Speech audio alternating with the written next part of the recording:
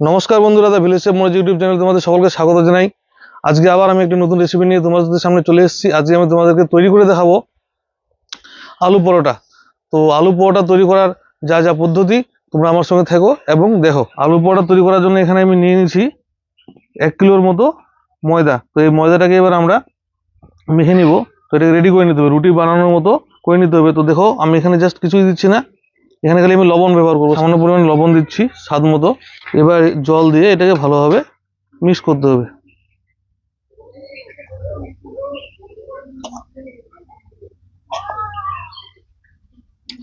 আমাদের আটা মাখা হয়ে গেছে। যে দেখো, ময়দাটাকে খুব সুন্দরভাবে আমরা মেখে নিয়েছি। তো এটাকে কিছুক্ষণ ঢাকা দিয়ে রেখে দেবো, আধা ঘন্টার মতো ঢাকা দিয়ে রেখে দেবো। ততক্ষণে আমি আলুর পুরটা বানিয়ে নিই। এটা আলু সেদ্ধ করে নিয়েছিলাম, সেদ্ধ করে নিয়ে ম্যাশ করে নিয়েছি। তো এখানে বিশেষ পরিমাণ আমি কিছু দিব না। তোমরা চাইলে কাঁচা লঙ্কা, পেঁয়াজ কুচি এগুলো দিতে পারো, কিন্তু আমি এগুলো কিছু দিব না। এখানে আমি স্বাদ অনুসারে দিচ্ছি লবণ, 1 চামচের মতো দিচ্ছি লঙ্কার গুঁড়ো, এটা আমি বাড়িতে তৈরি করে রেখেছিলাম। আর দিচ্ছি সামান্য পরিমাণ জিরা পাউডার। এটা খুব ভালোভাবে মিক্স করতে হবে।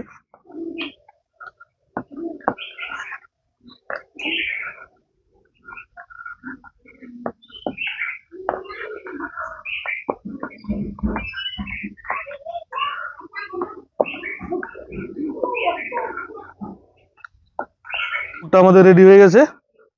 এবার শুধু পরোটাগুলো বানানোর পালা। তো চলো পরোটাগুলো তাড়াতাড়ি করে বানিয়ে নিই। এভাবে আটার ডোটা এভাবে নিয়ে নিতে হবে, নিয়ে এটাকে একটু এভাবে গর্ত করে নিতে হবে। এর আগে আমি দেখিয়েছিলাম ডালপুরিগুলোতে, তো ঠিক তেমনভাবেই এখানে নিয়ে এখানে আলুটা ঢুকিয়ে দিতে হবে। এরকম একটু গর্ত করে নিয়ে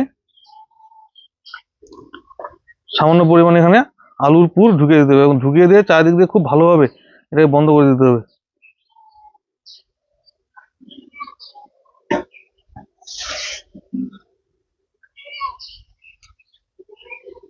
এইভাবে আলুর ডোটা নিয়ে চারিদিকে মুখটা কিন্তু বন্ধ করে দিতে হবে। বন্ধ করে দিয়ে সামান্য পরিমাণে ময়দা নিয়ে এটাকে হালকা হাতে কিন্তু বেলতে হবে, বেশি চাপ দিলে ফেটে বের হয়ে যাবে। আরও হ্যাঁ, একটা কথা, আমি কিন্তু এগুলো সাইজগুলো ছোট ছোট রেখেছি, বড় বড় করি নাই। আমি ছোট ছোটই রেখেছি এগুলো সাইজগুলো। তো এবার তাওয়ায় আমরা তেল নিয়ে নিচ্ছি। এটা তাওয়ার মধ্যে ভাজতে হবে, এটা ডুবো তেলে ভাজলে হবে না। তো তাওয়ার মধ্যে তেল নিয়ে নিচ্ছি।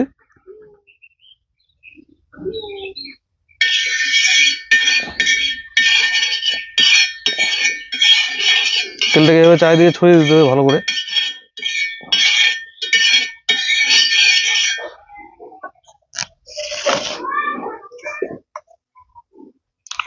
এগুলো এবার একটা করে ভেজে নিব। খুব সুন্দরভাবে উল্টে পাল্টে ভাজতে হবে।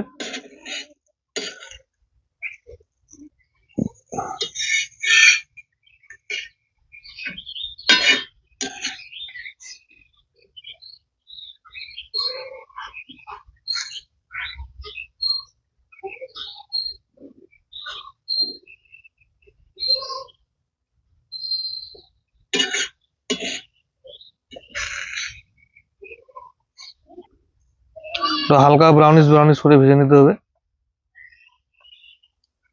একটু সময় নিয়ে ভাজলে খুব ভালো।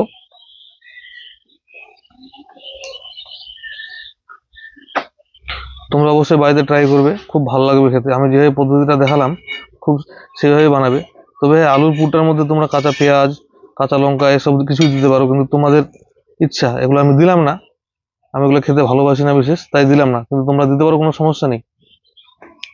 আর হ্যাঁ, এটা তোমরা তেল ছাড়া যদি ঘিয়ের মধ্যে ভাজো আরো বেশি ভালো হবে। ঘি দিয়েও ভাজতে পারো। তবে কথা হচ্ছে যে কি, ঘি আমি খেতে পারি না, নাহলে আমি ঘি দিয়ে ভাজতাম।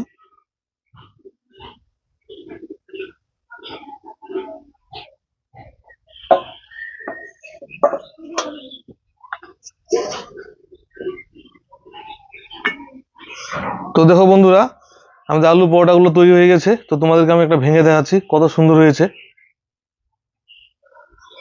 এই যে দেখো, ভিতরে সম্পূর্ণ আলুর টেক্সচারটা একদম চারিদিকে ছড়িয়ে পড়েছে। খুব ভালোভাবে লেগে গেছে আলুর টেক্সচারটা চারিদিকে। দেখো, এই যে খুব সুন্দর হয়েছে। তো ঠিক আছে, তাহলে সবাই ভালো থাকবে, সুখে থাকবে। তো আবার একটা নতুন ভিডিও নিয়ে খুব শীঘ্রই তোমাদের সঙ্গে দেখা হচ্ছে।